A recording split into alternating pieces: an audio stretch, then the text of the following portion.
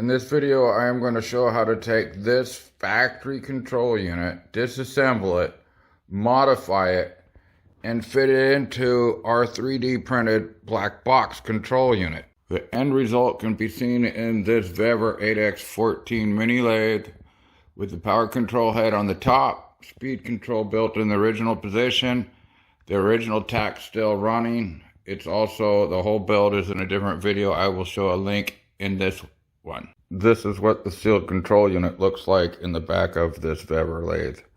You'll have opportunity to place it in many different positions in your shop. This is version 2. It is printed in PLA. Version 2 in PLA are the ones that we're going to be putting on clearance. There are multiple colors. Those will be listed later. The difference between version 2 and version 3, well, there's two differences. Here you'll see the main PCB metal plate mounts with 4 screws, and here you'll see in version 3 there's actually 6. This requires additional modification, or you have to use our plate. The original plate in your control unit may not work. The reason why we're putting the PLA version on clearance is because of the melting point and the fire resistance. Use it at your own risk. These will start to distort, get soft around 150 degrees Fahrenheit. Version 2, this one is printed in PC. It is a carbon reinforced PC. Melting point and fire resistance is much higher. It's actually about 270 degrees Fahrenheit. And version 4 is going to be printed in a much higher, costlier material than this. The control unit comes in multiple colors. These are the ones I have to show today. Burnt titanium, white, gray, shiny gold, silk blue. Notice the green thermal overload versus the orange thermal overload. The green is motors up to 750 watts. The orange is motors over 750 watts. Don't attempt to remove this, it will break. If you got to swap it out, you need to put a new one in. You're not going to get it out and reinstall it. Also, this one has the speed control built in. It's a different design. These, because of space requirements, will require the flag connector.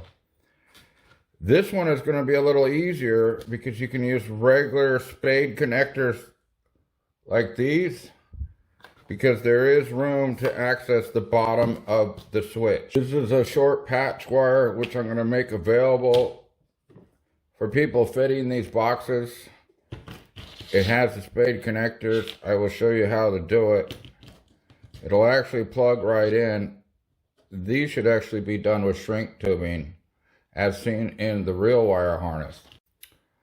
The real wire harness has the flag connectors required to fit that. You can see right here, black and blue from the white wire is connected to blue, black to brown. Red will come back as hot if you put it in the right spot, and green will come back, or yellow will come back as neutral. This is chassis ground. Make sure you use it. Chassis ground, of course, goes to the 3rd pin. You will find line hot would be this plug. In China, it's going to be blue. Neutral would be this plug.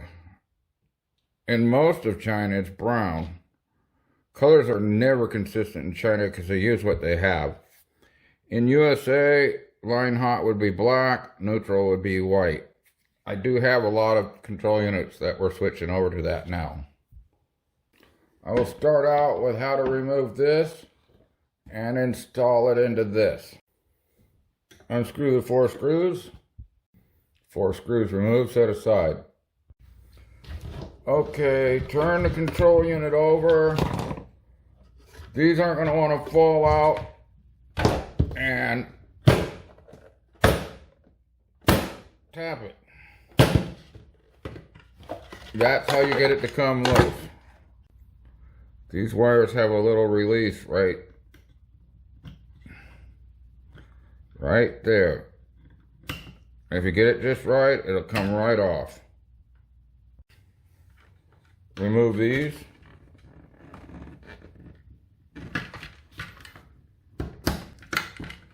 Like that. I'm pretty good at it. Not gonna need that. Not gonna need this. We're actually gonna cut that little extension plug off. We don't need it. So that's the main harness, and now we're gonna pull this harness out. There's a lock right there.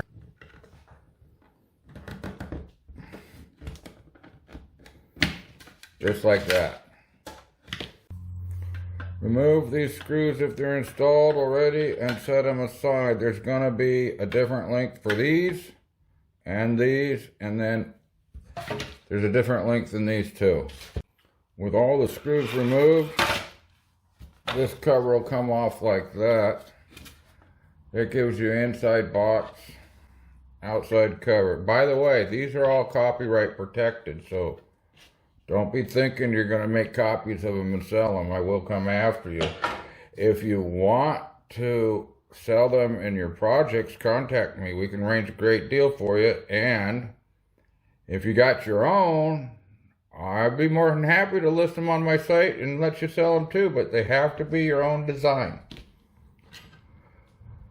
Okay, so this board that you pulled out of the old control unit will actually fit right in here.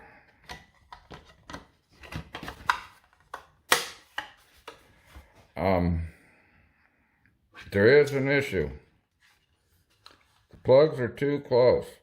This board has to be moved back that way. Optionally, we have an upgraded board. Now this is going to be priced differently on how you want it done. Because if you get it just like this, you have to do all the work. If you get it drilled and tapped, it costs more. If you get it with the board on it already, it costs even more. This is what I mean by it's too close. First we're going to do is we're going to cut the boots off of all these plugs, because these boots don't really work anyway. They don't stop leaks. They don't lock onto the old control unit. They're just kind of for looks. So we carefully cut the boot off and we pull it out of the way. And then if you sit this where it's going to sit, the sealed wire is too far out. Now you might be able to get real creative, but I've tried it and I didn't like it. So we're going to move this board. With all the screws out, pull this away. Remove the board. Set the vise aside. I'm going to clean. Maybe you can save it, but if you don't have the thermal paste, you fry a MOSFET because it will overheat. Okay, I removed the main PCB and I'm just going to set it aside. You're going to probably have to clean that. I have a known defective that I can use as a template. These are normally right here. In the center of this one and this one is the mounting screws for the MOSFETs. I'm going to move it down till this MOSFET, 1, 2, 3, is on this hole, the farther back one. Screw it in. Right there. I'm going to put one screw through it. And I'm going to put one nut on it. And this will give me a temporary mount while I work on the rest. Then we're going to set this right about where we want it. We're going to use a 1/4 inch bit. Take a 1/4 inch bit.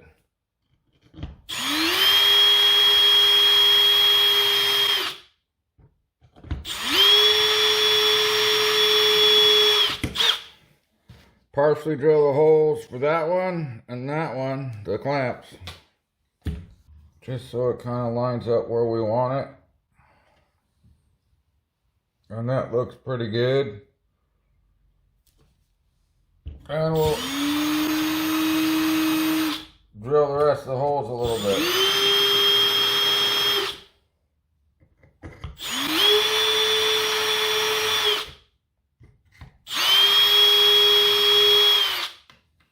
The purpose mostly just to mark them.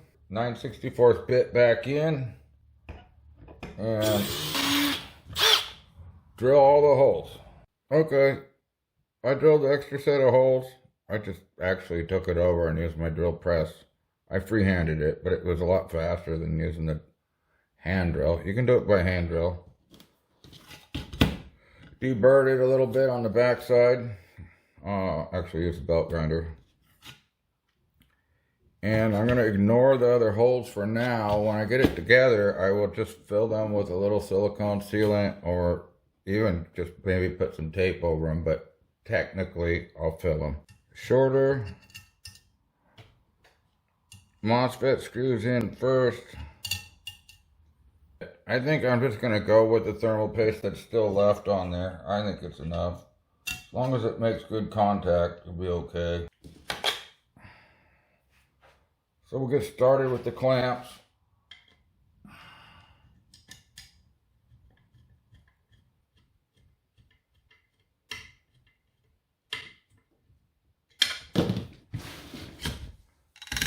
Take that off. Put the spacers back in one at a time. Get all 4 in first, and then we'll start tightening. Make sure you notice right there, it's metal to metal. That is chassis ground. No insulator goes on there. Never tighten one until all are in. Then you tighten all. Next, install this into this.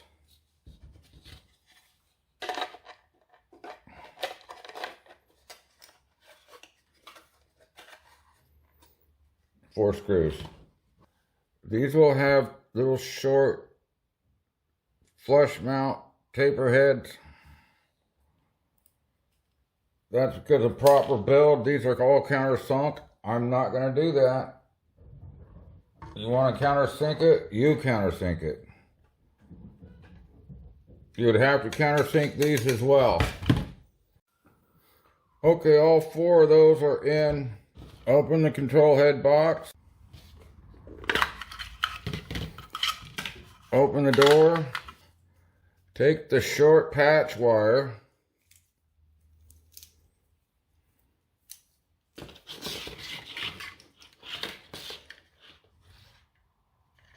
Notice the off side. The off side is going to be your power circuit. Put the black one there. The blue one here.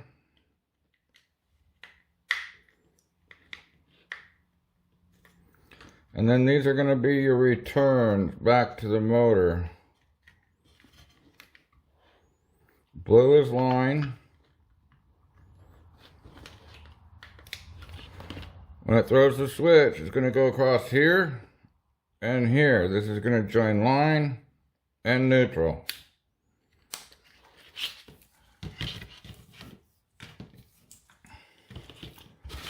Pull the wires through the box.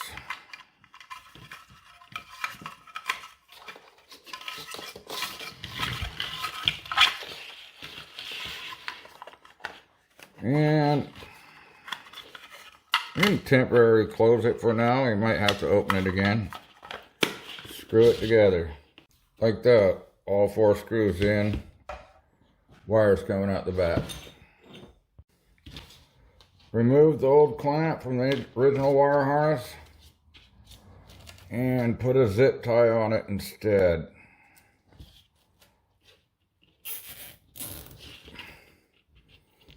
Pull it nice and tight. It's really just a stop. Cut the extra off.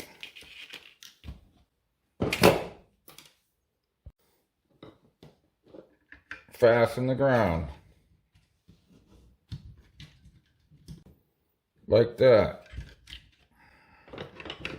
Set your main power wire here. Try to get it to stay put. You could maybe put a little bit of tape around this right here. That might help you keep it there. Plug in your pack feed. This is not used. Actually, the holder's there for the wire, but it's blocked off. You'd have to drill it out. Bring in this. That is 4-pin. It's going to rest right there. Motor power supply. Red goes here. Yellow goes here.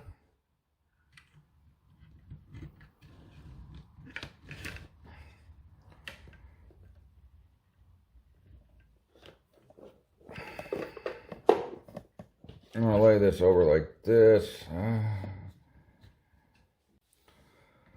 Okay, so the patch wire and the old power supply. Blue goes to blue.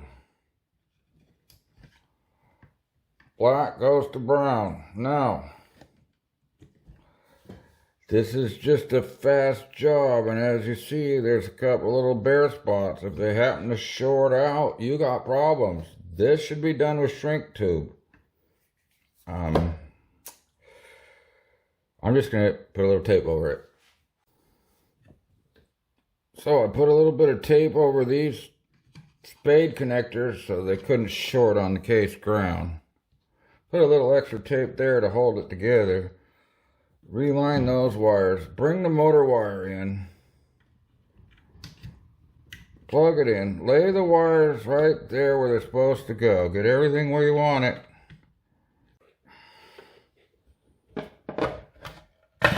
Speed switch 2 goes right there.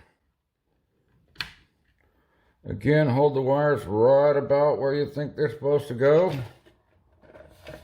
Put the cover on. Start working it down. Ribbon wire is usually the hardest. That's it. We're in. Turn it over and screw it together.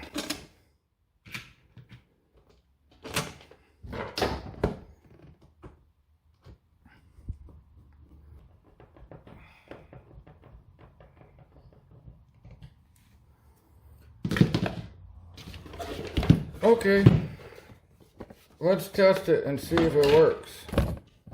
Plug the motor in.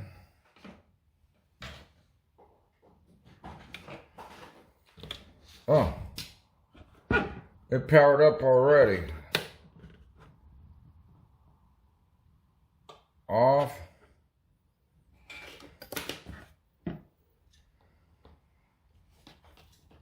Speed switch, turn it on, powered up. PD, means speed switch is working right. Power, got a 900. Let's check the programming.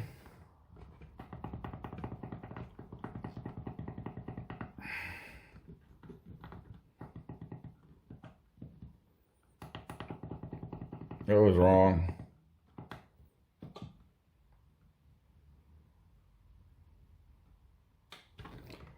Set it. Low speed. We'll set it at 380, which is 300.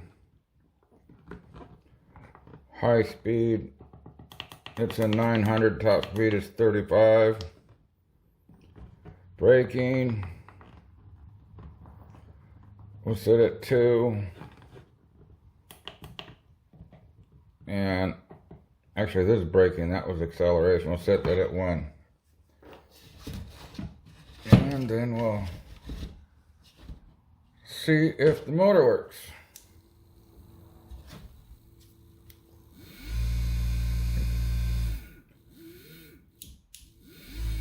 And that's it. Your black box is built. You can start now installing it wherever you want to in your machine. Don't forget to put sealant on these holes. That's the simple basic install. For that and that, using the patch wire. It's probably all you need to know, but I'm going to go into more advanced next.